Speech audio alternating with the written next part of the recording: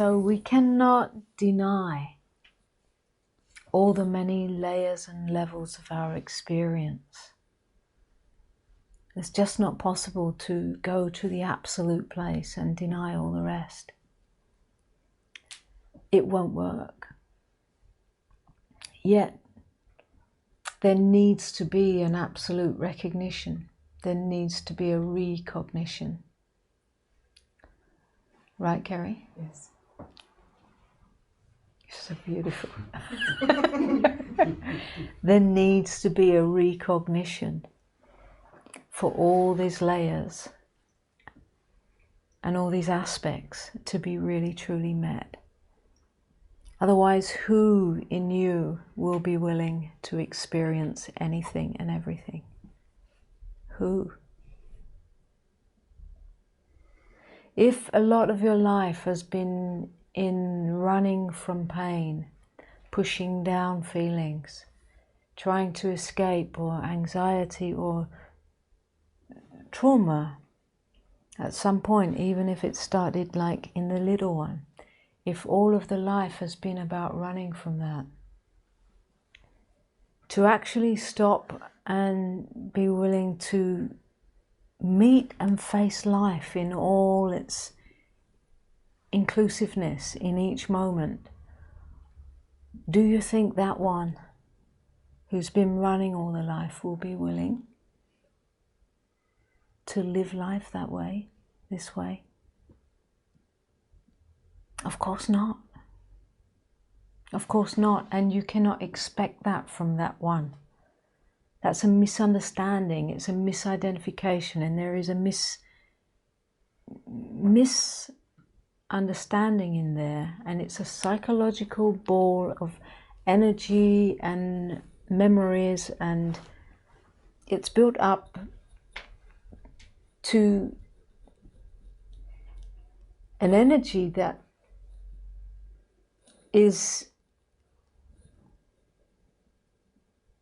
having substance, you know. It's like if you identify with that and you live your life from that, it gathers momentum. And you cannot simply ask that one to open to all experience and experience all the pain and be willing to experience all that's in our consciousness. You cannot ask that one.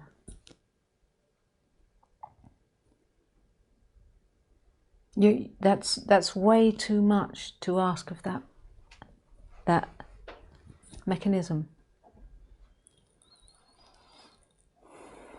So if that aspect in you is unable to meet life in all its aspects, you know,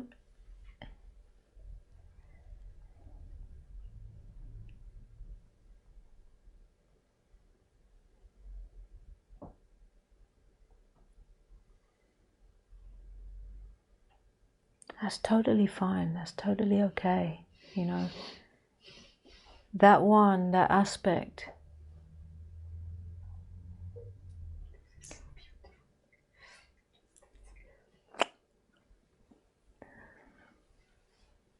is held in love, in the love that can only come from the unconditional. This is not to be thought through. It can only come from the unconditional being that you are. It can only come from what is really, really, truly before all that. To just call it awareness is not enough. It's too dry. It's too.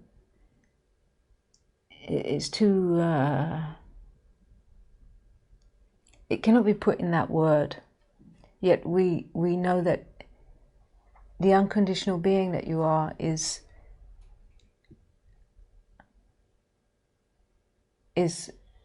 no matter what, is always aware.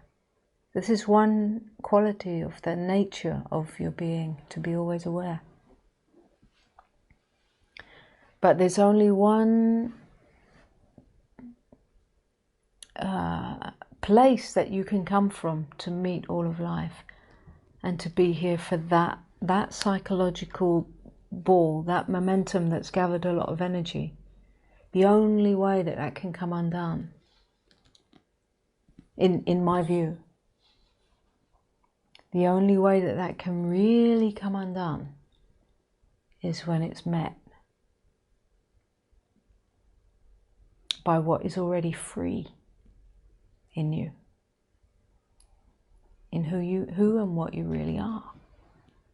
It's the only way that it is allowed to come undone, allowed to be felt all the way through, to be held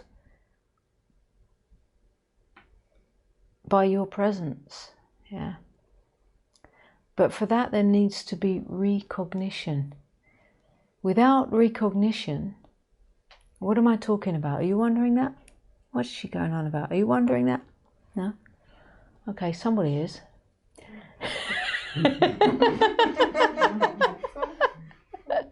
Is it over here? Could be, yeah.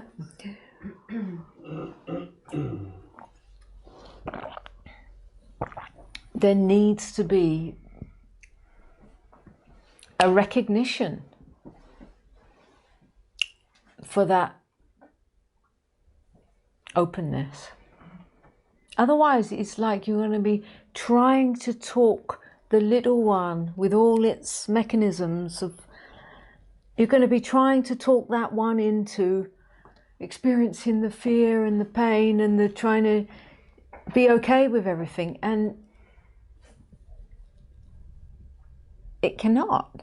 It's not supposed to. It's not the doer. So from where I look, there needs to be recognition. Recognition doesn't happen in thought. There needs to be a stopping of the mind and a clear seeing, even if it's just for a moment. There needs to be a recognition.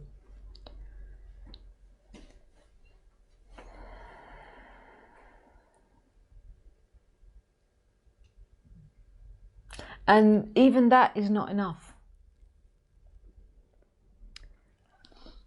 A recognition is not enough without the value in it.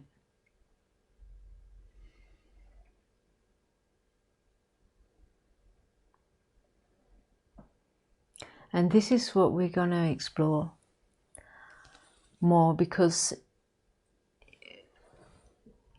here what you see, each one that comes out with whatever, it's an aspect of the one. It's all an aspect of the same one.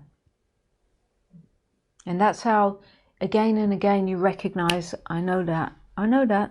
The only reason you can see it and recognize because you know that. The only reason that I can see you and know you is because I know it here. Yeah? So, in our little journey of these little few days that we're sharing together, this is really true intimacy where we get so really honest, and we don't waste a moment to offer the unveiling. Yeah. And everything is for true recognition.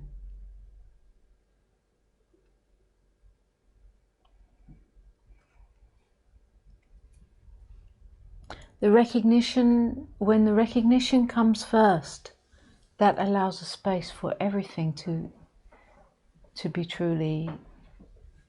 It's even to say that it's welcome sounds like a doing. Now I have to sit and welcome this. But it's not. It's already welcome. Yeah? Just look what's happening all in this planet. All the stuff that we think should not be happening. Something already welcomes that.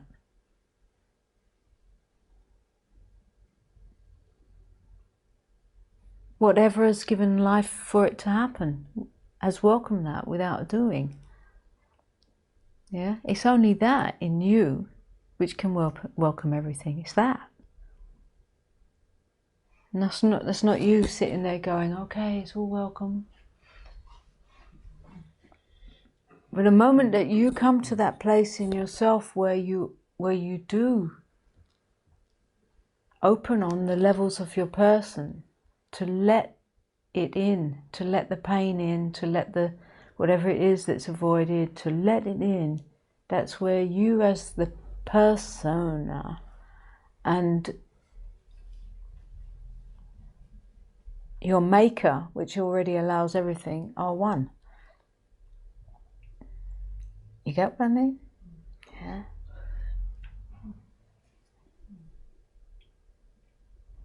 So the recognition is really, really, really, really, it's what changed the life here for everything. Yeah. But what that can then give the illusion of is that people say, oh yeah, well if I just get that experience, then that will change the life of everything. It's not quite, it is and it isn't. It's not quite like that. Because it's not that that one experience will suddenly, all your whole world has now become full of flowers and roses and no, it may become like worse than you ever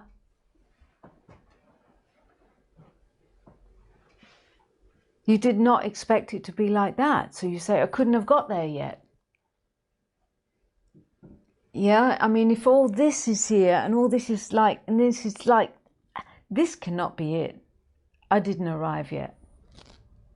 Keep going, looking for something else which will cancel any kind of pain. But the truth is that pain is very much what comes home in you, because it's what you've run from all your life. It's what comes home in you, and it's not, it seems to be your personal pain. It starts with the story of your personal pain.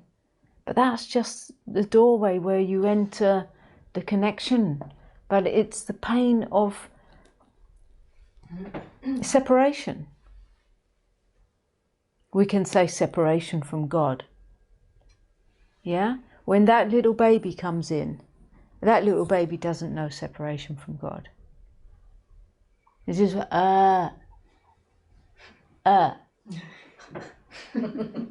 It doesn't know good, bad, right, wrong. It's just being. Yeah? And it will knock everything everywhere and shit everywhere. It doesn't care if you are looking. It's that much free being. Yeah? Yeah? There's no separation. There's just only godliness being itself through a tiny little form coming into a human experience. And then, of course, following that, there is a name given, and that godliness, which is pure being, just is called A. David. Yeah? It doesn't care what you call it. That's your thing. Yeah? Free beingness, this is your nature. This hasn't gone anywhere at all. Underneath all the layers of name and experience and memory and story, all those layers. I say underneath, but it's not underneath really. It's just a way to speak. This pure free beingness is here right now. It hasn't gone anywhere. It hasn't aged a single moment. It's just covered with all these layers of name and experience and story, and all this and this and this and this gathered energy, and this you call me. It's this you call me. When you just see through all that, me is still here. Me is still here as life itself. Being. Yeah. So it's not that you're trying to get to or become this free beingness. You've heard it said so many times, it's already the case. That is why it cannot be achieved. That's why it cannot be got. Because it's already the case, right? You work with children, don't you? How old are they? From 0 to 17. Aha, so you can see the process, right? From 0 to 17. You see the process right there. And many of you have babies close by or have seen it, yeah? There's nobody there. This free being who's now being told how to be, that's you. You've been told how to be until a moment came, you believed it. You believed in what was right and wrong. You believed in ways of being that would get you love. And you carried them into your relationships. Yeah. And your body has been, all in the tissues, all in the thing, has been formed into those beliefs. And so it has its own memory, it has its own functioning, that the moment you get in certain situations, it knows how to behave to get what it needs to feel some kind of worth and get some kind of thing it thinks it needs, recognition, love. And this is the it's a distorted version of the truth, which is at the core of being, that all that mechanism is trying to get out there is already the case. And that is why parents and adults and whatever are looking at the baby going, oh, so amazing, look. Yeah, because somewhere there's a recognition to see godliness, purity, free being. There's a recognition,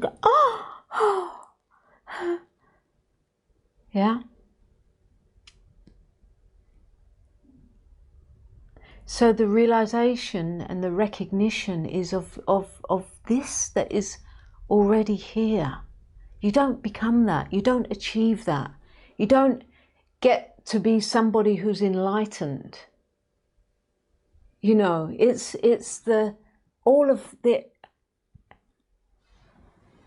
seeing through all that's been put on top. That baby being that didn't even know its own existence now realizes its own existence as pure godliness.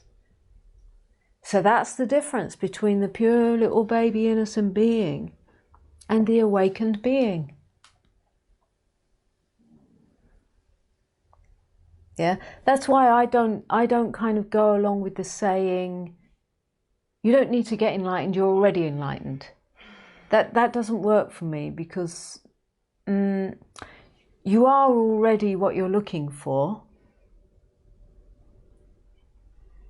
But that baby being doesn't know itself, doesn't know its own existence. It's just pure being. The difference of when you recognize awakened being. But then how are you going to live this realization, this recognition, into all these layers and layers and layers that have been put on top, which has a lot of momentum.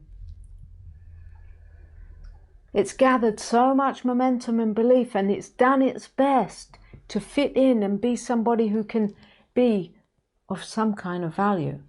Yeah. There's a lot of energy in that, there's a lot of momentum. Now you have this recognition. How are you going to get all that out of the way so you can just be? Well, it's not possible. You can't just get that out of the way. But the cutting of the identification with that allows you to step into it right into it in your very walking, talking existence, and be true to what is recognized. And life, which is what you are, is so intelligent. It is the intelligence that brings all this into being. Life then begins to bring all the perfect, exact experience that allows you to meet the places that you are still playing,